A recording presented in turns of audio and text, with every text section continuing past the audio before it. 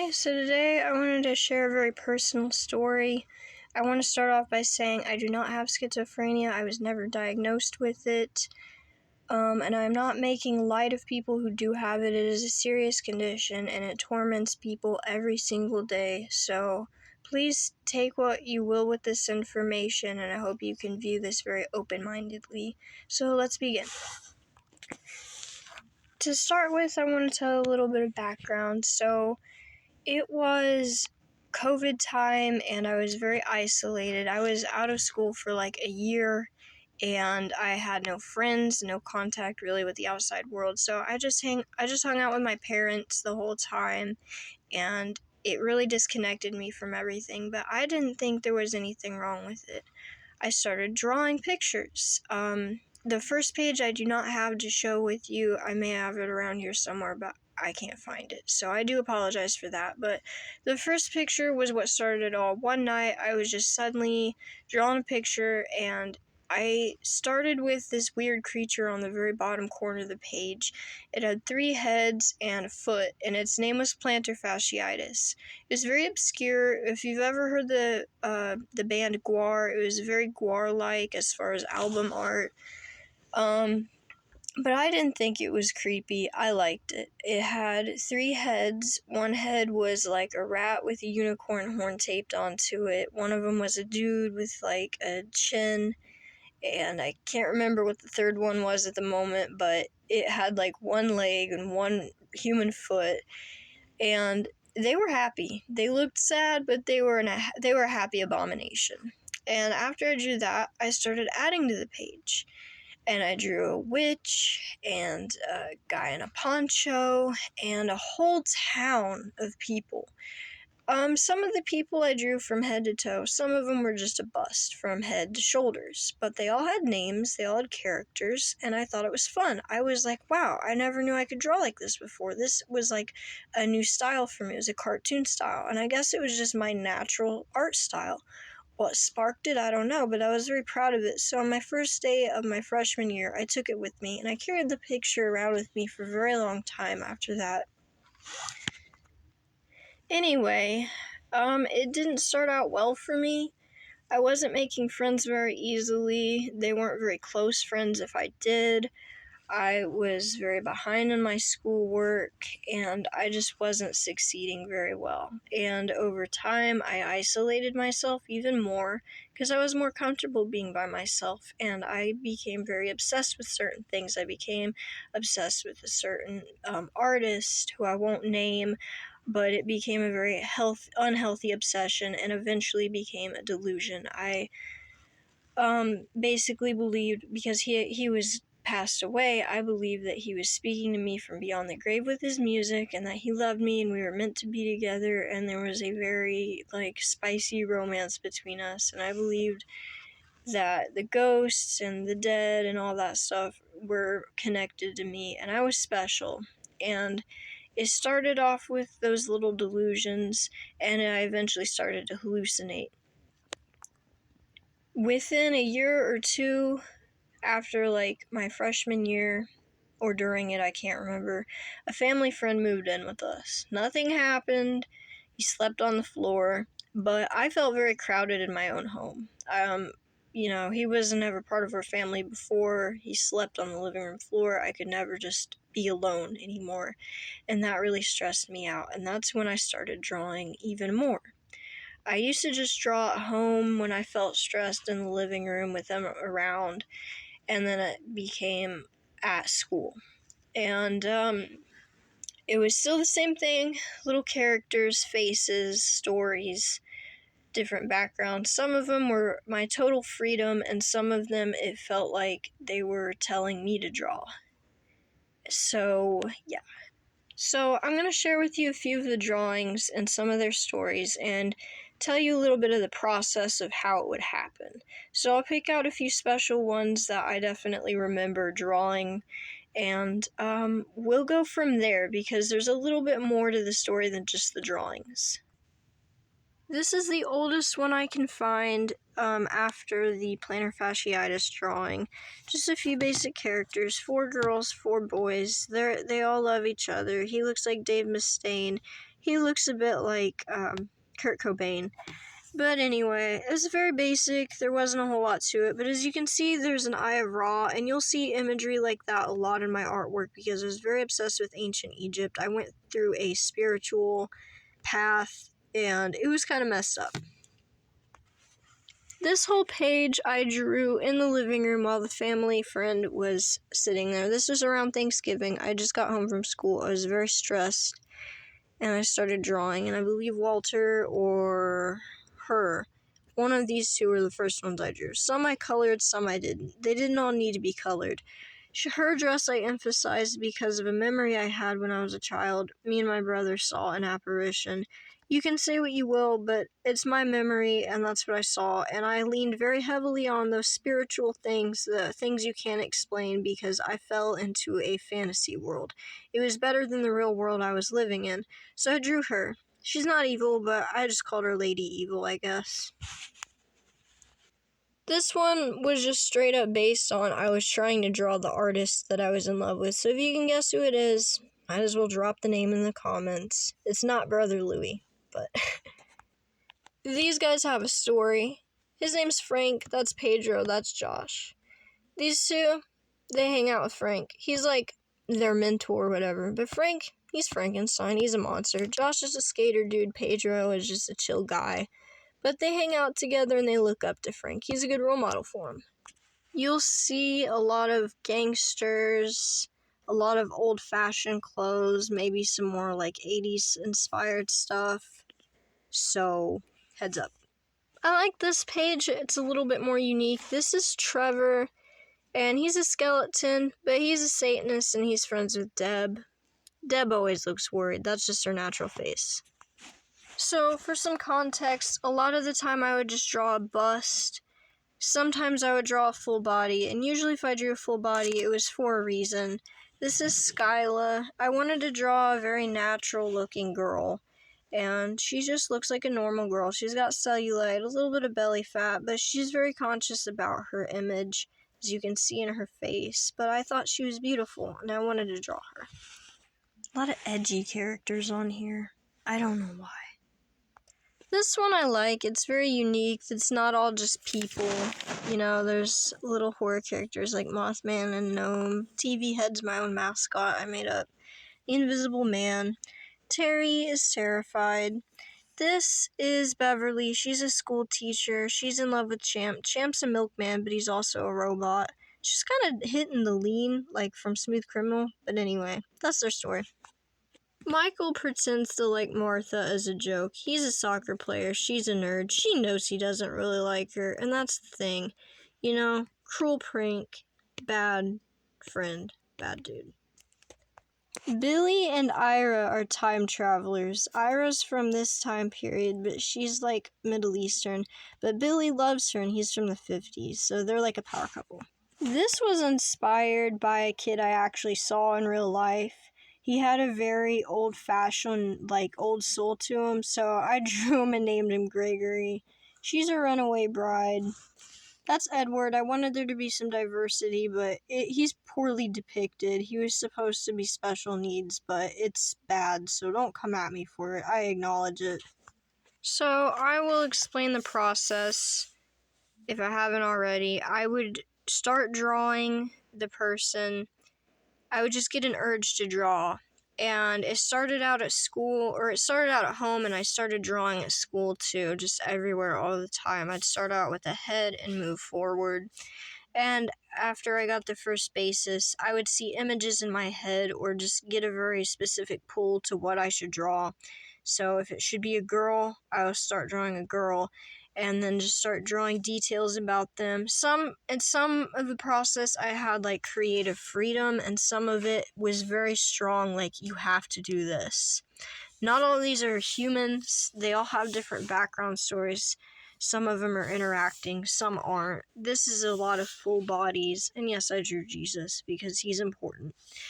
But that's, like, the daughter of Horus. So there was also a lot of religious stuff going on at the time too, but they all have names. Most of them do. Some chose not to be named, and some of them have numbers. I can't remember. Jackson 4628. I don't know why, but those numbers kept ringing in my head for him. So maybe it was his address when he died. If you want to go on a spiritual belief of that, I believe that there were spirits calling to me from beyond to draw them and put them on paper and memorialize them. So I hope I did as best I could at depicting them. I didn't stop until I felt that they were satisfied with it, or until I felt satisfied. So this is what we're left with, and as you can see, some of them are really interacting and hanging out with each other, some of them are more. It's just different depending on what they wanted, in my head anyway. So that's pretty much all I can share. There's a lot of stories about them, so if you want to see any of these pictures, and you want me to tell you a story about it, let me know. Just leave it in the comments, and I'm happy to do so. But I wanted to get back to the rest of my story. So it started off with the drawings, and as time went on at school, I wasn't sleeping right. And I was also writing a lot in my journal, a lot of crazy stuff, violent stuff I didn't really want to do, stuff I didn't really believe in. My main obsessions were basically that artist, religion, and fashion from the old times. Anything to get me away from the world going on around me. I would escape into different eras of time, escape into music, escape into anything I could to just get away from it. But it got to a point where it was scary. Now, a lot of the time when I heard voices, it would be at home when I was in the shower. And they would usually just be all jumbled up, and there'd just be when you're in a lunchroom and you hear a bunch of voices over top of each other, but you pick out certain conversations here and there, but it's never a complete conversation. That's kind of how it went for me. But the ones that I did pick out were very specific. There was a woman named Belle who always told me I was beautiful. I called her my Aunt Belle. There was one time I stepped out of the shower, and I kid you not, there was in the shower steam on the mirror, it said JAY, and it took me days to realize what it stood for, and I came to the conclusion that it stood for just ask yourself. So I do believe that a lot of the hallucinations, if not all, were just me trying to speak to myself. A lot of buried stress or whatever, but yeah. And another thing that really started this was when I was in the shower one day. This was long before any of the stress spiraled. I was showering and I heard, "Hey." I thought it was my dad outside the door, and there was nothing followed by that. Usually he'll let me know he's leaving the house to go somewhere, and nothing happened. So after a pause, I looked around. I was like, "What?" There was another pause. Matched my energy. Then he mumbled something like, "Never mind."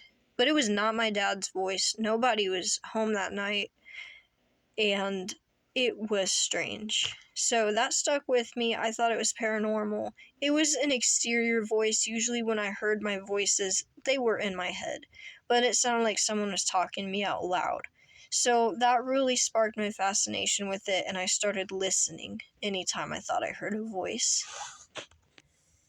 Some of it was also visual, like seeing Jay in the shower, in the mirror. And some of it, I would see weird lights across the room. Just sometimes it was very intrusive. I saw a naked dude standing in the classroom for a brief second, and I looked again, it was just my teacher. And also, one night I was going through a really tough time. This was kind of near the start of it, where I was obsessed with that artist, and I was obsessed with Speaking Beyond, and I was obsessed with all that horrible stuff I shouldn't have been into about Satanism and different religion, which it's great to explore your own religion. I highly encourage it. It gives you a bigger perspective on life and other people's beliefs, so it's not a bad thing. Just don't become obsessed with it like I was. But one night I was so desperate, and I was like, "Please, if you're listening to me," insert artist's name, if you're here right now, just touch me. I just really need you here. And then I felt something like crawl into bed with me. It felt like a pair of hands, like two hands walking at my feet by my legs. And I also felt something warm. I can't remember where I felt it, but something, like, I remember feeling a warm hand on me. So that was some messed up stuff. So maybe part of it was religious and spiritual, but I do think a lot of it was my mental illness, and here's why. As I might have mentioned earlier in this video, I was also writing journals, and every day, all throughout school, I would just write my feelings down. And this went on for years until I withdrew from school. And a year later, I got sober because I was smoking some green stuff and vaping and drinking alcohol. It wasn't ever like anything more than that, but I shouldn't have been doing it. I was underage and it was affecting my mental state. Now, after I'd sobered up, I went through my old books just out of curiosity and with the intent to burn a lot of it because I wanted to leave that past behind. And I looked through all the pages, and the very beginning of every page started with the same sentence: I'm tired. So that really made me realize a huge source of it was I was tired. Now, it took some time. Even after I'd sobered up, I would still occasionally hear voices, but I tried to just ignore them the best I could, and I definitely had a few psychotic breaks. I started having nightmares that bled into reality. I freaked out and panicked one night because I swore. I knew it really wasn't going to happen, but I felt that I was going to walk in the bathroom and see a puddle of blood and not know what it came from, but I was feeling a very strong negative energy, and I was scared, and that whole night was a mess. Everything overstimulated me. Sound scared me. Movement scared me. Everything scared me. And it took some time, but eventually I stopped hearing voices. Every once in a blue moon, I will still catch myself hearing a voice when I'm very, very tired, and I just have to, not lean into it and listen, because it's just part of being tired, I think. But yeah, I met a wonderful person in my life who really helped me improve, helped me find my true self again, because I went down a really bad path where I just ignored everything I believed in, ignored all my morals, and just became a menace at school.